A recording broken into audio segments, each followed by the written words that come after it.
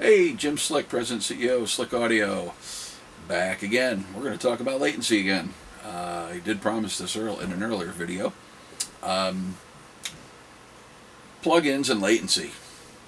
Great topic to talk about today. So we're not going to talk about performance or memory or any of that kind of fun stuff. Strictly just latency. Um, Latency again. Time in, time out.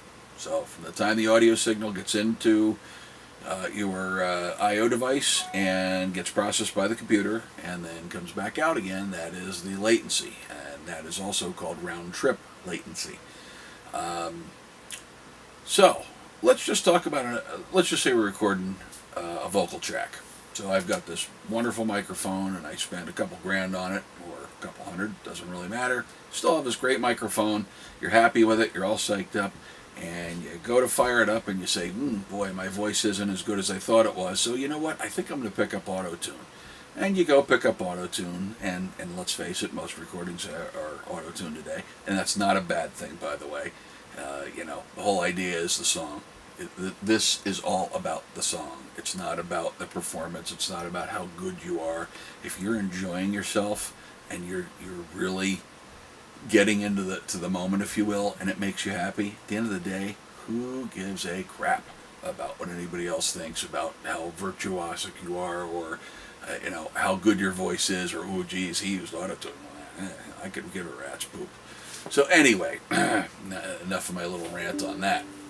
So you buy autotune and all of a sudden you decide, well geez, I'm going to sing with autotune now turned on, and all of a sudden you start to sing and you hear your voice about half a millisecond or half a second later, 500 milliseconds later.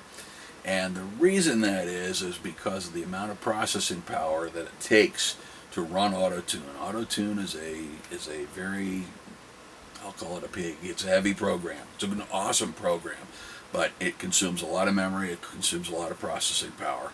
So again, in the latency world, we're trying to get audio in and out as fast as possible. So hint, hint, hint, don't ever record with a plugin like that turned on.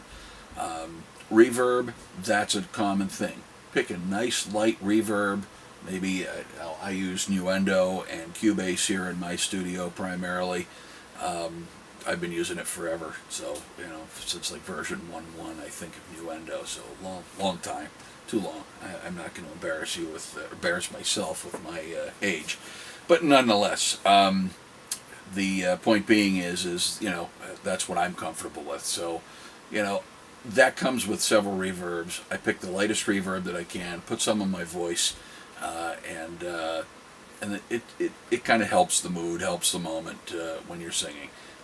It's always good to hear it a little bit wet, I think. And if you don't mind it dry, well, all the better. Dry meaning, of course, no effect applied. So that will simply help the latency, of getting audio in and out of the box. So, it's a great thing to think of when you're recording, especially if you're doing a lot of tracks simultaneously. Your I/O device has to deal with the traffic, but more importantly, the bottleneck is getting that into the computer. And I don't care if it's Thunderbolt, Dante, it just doesn't matter. Even though that's faster, plugins are going to slow you down. So avoid the plugins while you're recording live. Put them on after the track is done.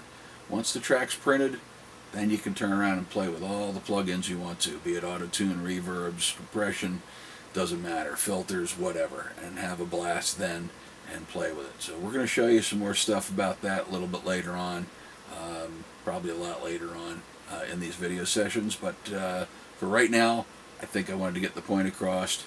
Latency, in, out, plugins, bad combination. Probably don't want to do it. Record with as few plugins as possible. Keep the latency as low as possible. For now, be good.